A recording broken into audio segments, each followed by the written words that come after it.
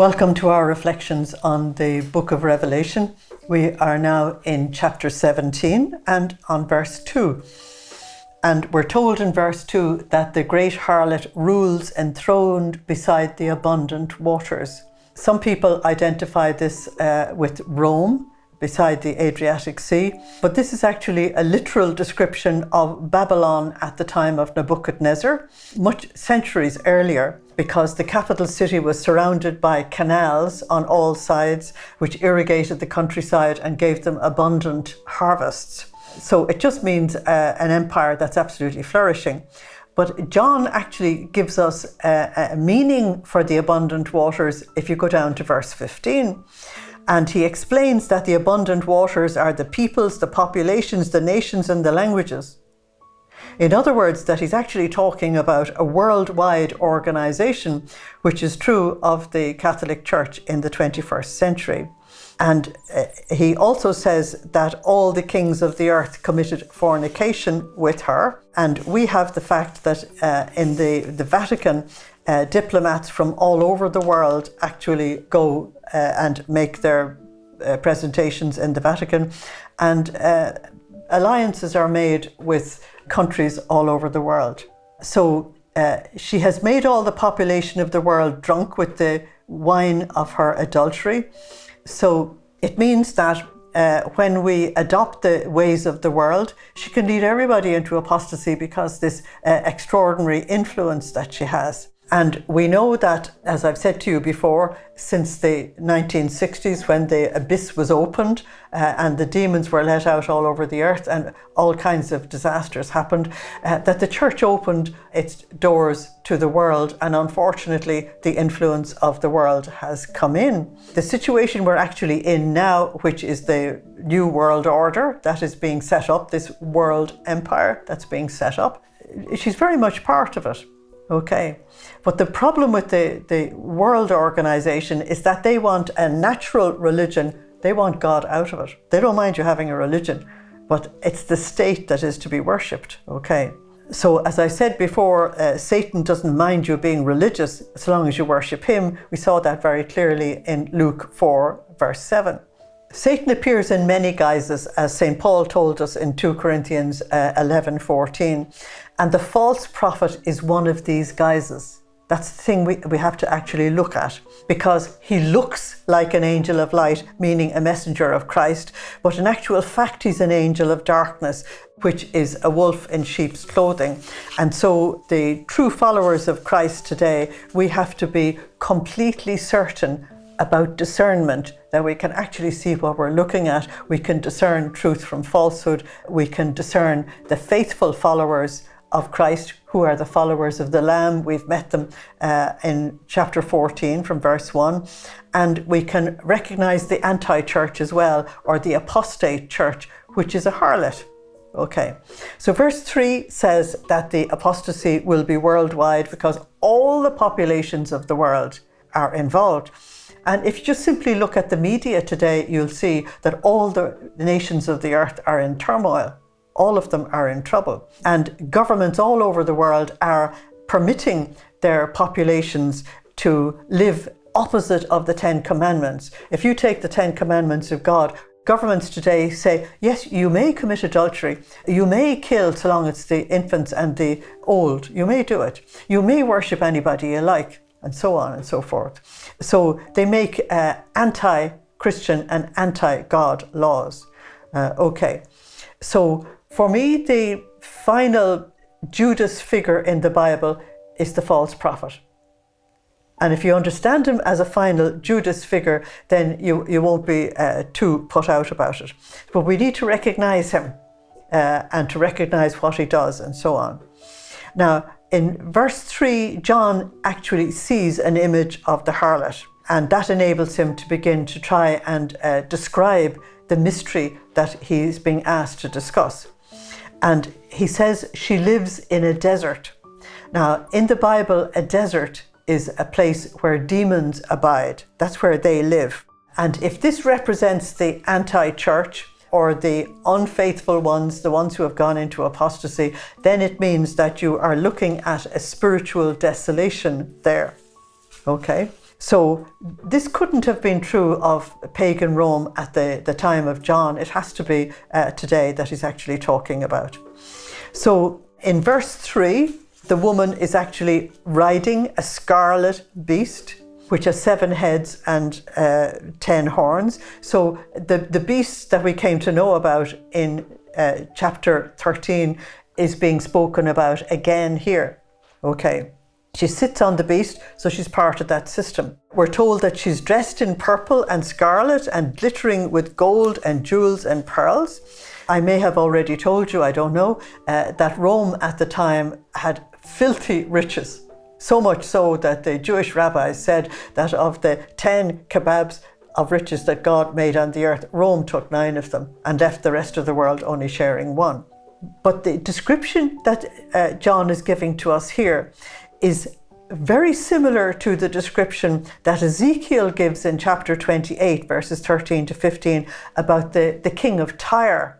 And on the deeper level, John is using that image that you can find there in Ezekiel, but on a deeper level, what John is saying, and you need to take note of this, that Satan uses commerce, he uses trading to bring us down.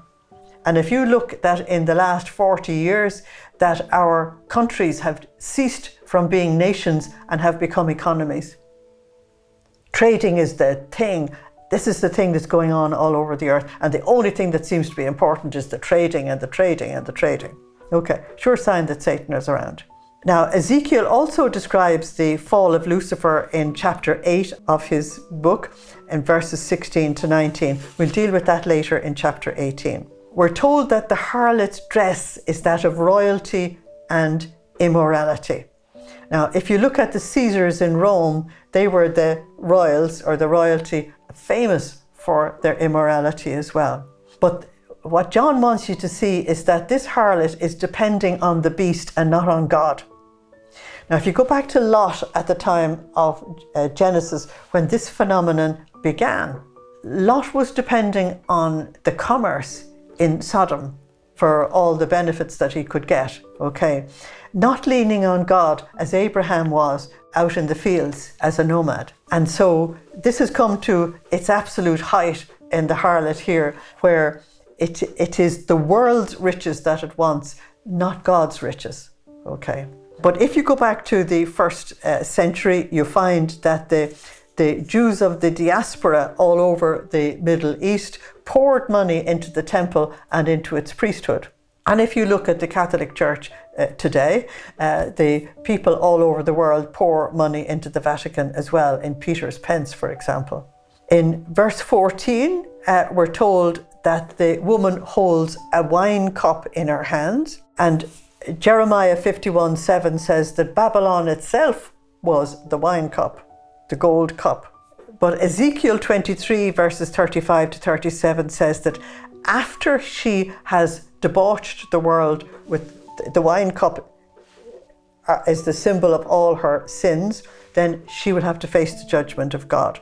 So if you go back for a moment to Pergamum in Revelation 2, we were told there that that was the seat of Satan because emperor worship, idolatry, immorality, and false prophets. That's exactly the problem. And so the church there in Pergamum was in real trouble. Okay, so Pergamum was John's example to show how Rome could actually enforce its false worship through the local governments. Okay. If you turn that into the 21st century, then you have the New World Order today dominating the whole world through regional governments, which are no longer independent governments, but actually dependent on this superpower. In verse 5, John is given the harlot's name, and the harlot's name is Babylon the Great. Now, one of the very difficult things about chapter 17 is that John seems to identify the false prophet and the beast as one. They're called the same thing, and yet he separates them because the beast is going to kill the harlot, okay? So they are one and they are separate at the same time. That's very interesting because the apostasy identifies with the world. They're one. And yet they're different because you're only called an apostate if you belong to the Lord. And I'll show you this, the logic of the killing of the harlot through this way. So what's in a name? A name is an identity. So she has identified with the beast. Okay, but we found earlier in chapter 7 and chapter 9 that God's people had his name on their foreheads. They identify with the Lord.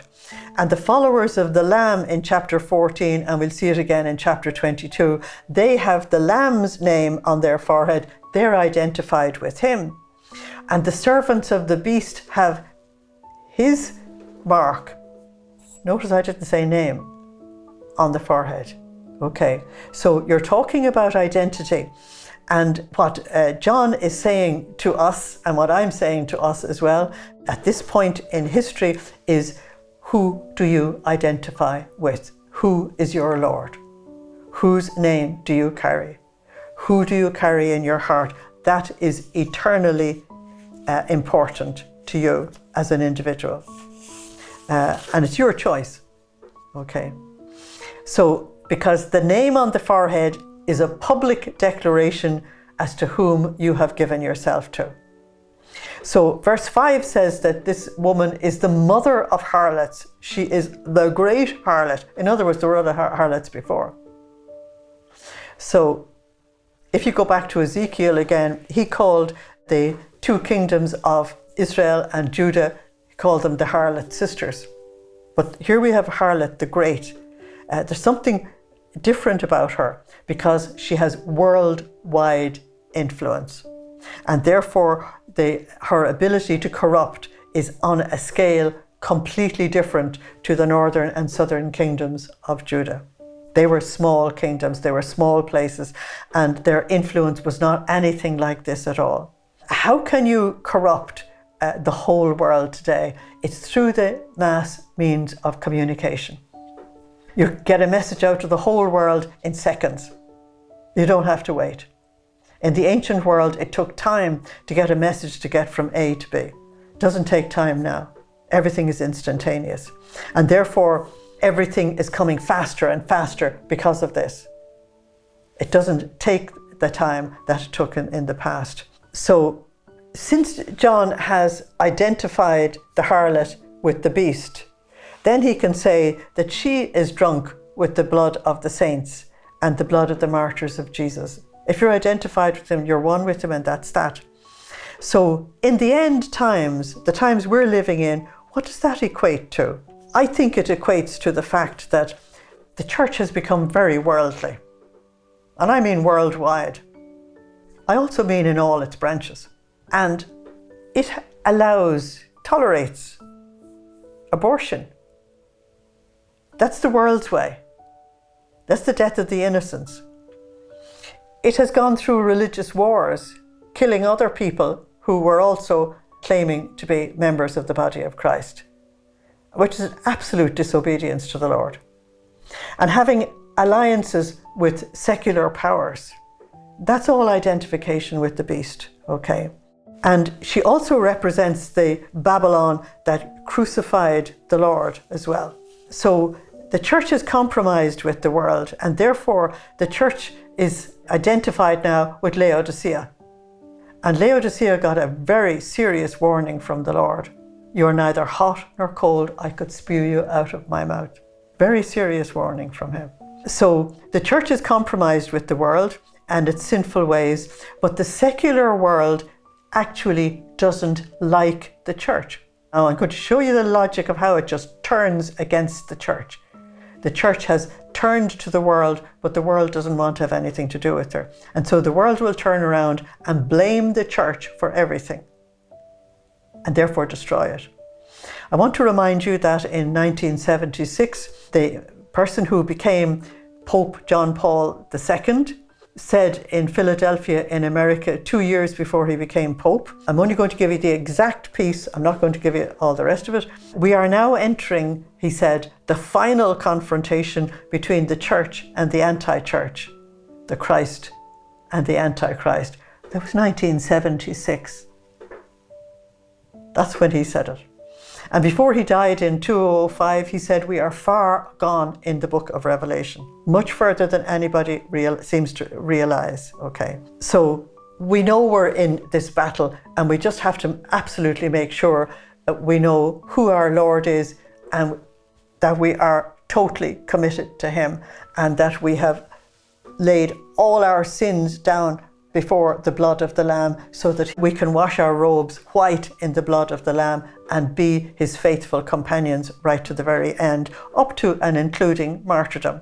Okay, so in verse 17:7, the angel sets out to explain this mystery to John. But the strange thing is, when he starts explaining the mystery of Babylon the Great, he's actually talking about the beast. He's not talking about the harlot at all. And this is where people can get really confused in this text, because while the whole thing is called the punishment of the harlot, it's still the punishment of Babylon as well, because the two of them are actually identified together. Okay, so we now have to look into the mystery of the beast again, and we have done this before in chapter 13, but I'm just going to do what John does here. That's what you do when you're commenting.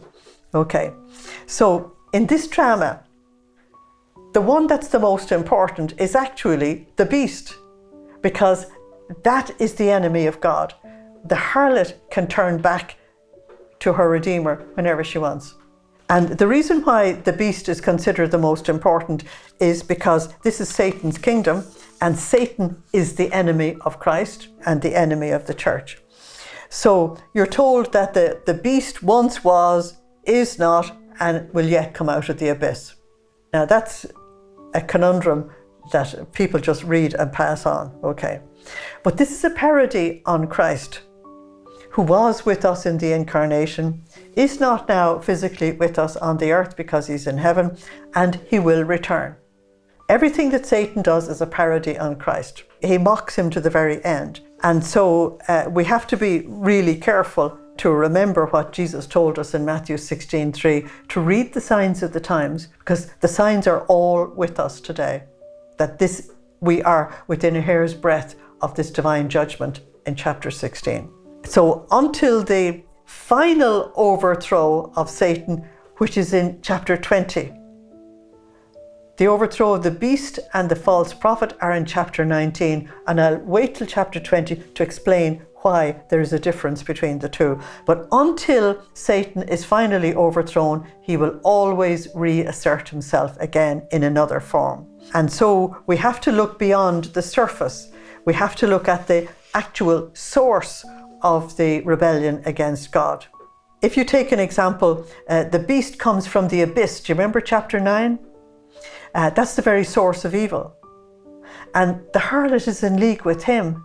Therefore, the harlot is in league with the enemy of God, with Satan. But the lamb that we met in chapter 5, he comes from the very source of all good. He comes from heaven. So you have to look to the source and decide who you're going to, because if you go with Satan, you're going to the abyss. That's where he's going. If you're going with the lamb, you're going to heaven, because that's where he lives. Okay, so what John describes here, when John is talking about this, the Roman Empire was going to be long since gone when this would all come to pass. And we're in the 21st century, and that was the first century. But the woman was going to be in existence for all that length of time. She was there in the first century, and she's there in the 21st century. So the one thread that actually goes through the whole thing is actually the woman. So I don't understand when some of the commentators try to say that the church is not in the second half of the book of Revelation. I don't get it at all, because it doesn't make sense. She's the only thread that runs through the entire thing and makes sense of it all. So I will take this up the next time. Thank you for listening. Slán agus Banach Dé live. Goodbye. God bless you.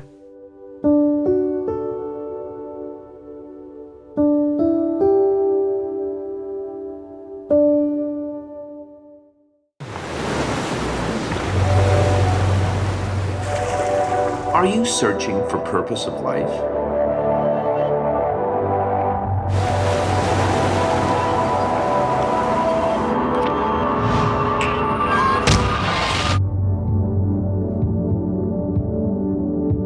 Discover your true identity. Stay tuned to Shalom World.